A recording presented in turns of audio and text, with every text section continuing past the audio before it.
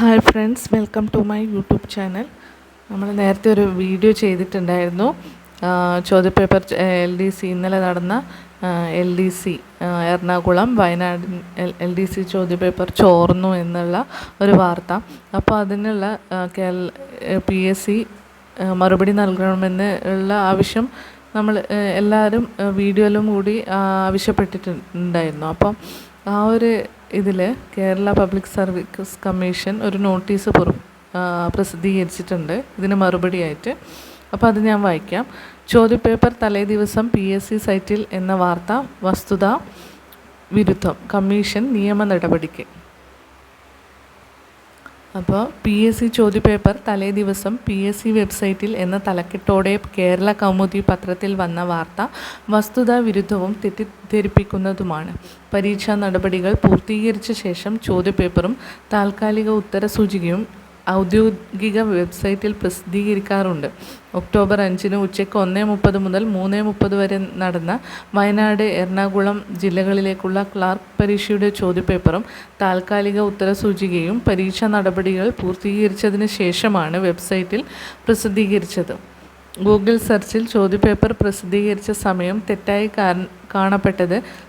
കാണപ്പെട്ടത് സംബന്ധിച്ച് കമ്മീഷൻ്റെ സാങ്കേതിക വിഭാഗം പരിശോധിച്ചു. ഗൂഗിളിൻ്റെ സെർച്ചിൽ കാണുന്ന ടൈം സ്റ്റാമ്പിൽ കൃത്യതയില്ലാതെ വരുമെന്നും പ്രസിദ്ധീകരിച്ച തീയതിയിൽ അക്കാരണത്താൽ മാറ്റം സംഭവിക്കാമെന്നും ഗൂഗിൾ മുൻപ് തന്നെ വ്യക്തമാക്കിയിട്ടുണ്ട്. ഇക്കാരണത്താലാണ് ചോദ്യപേപ്പർ പ്രസിദ്ധീകരിച്ച യഥാർത്ഥ സമയത്തിൽ മാറ്റം സംഭവിച്ചത്. ഈ വിഷയം ഗൂഗിളിൻ്റെ ശ്രദ്ധയിൽപ്പെടുത്തിയിട്ടുണ്ട്.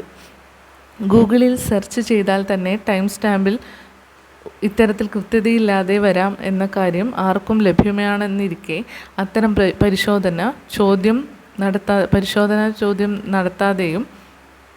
പോലും നടത്താതെയും വസ്തുതകൾ അന്വേഷിക്കാതെയും ചോദ്യപേപ്പർ തലേന്നാൾ PSC സൈറ്റിൽ എന്ന സ്തോഭജനകമായ വാർത്ത നൽകിയത് അതീവ ഗൗരവമായാണ് കമ്മീഷൻ കാണുന്നത്.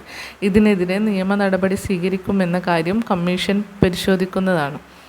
അപ്പോൾ PSC അതിനുള്ള മറുപടി നൽകിയിരിക്കുകയാണ്. അപ്പോൾ ഇത്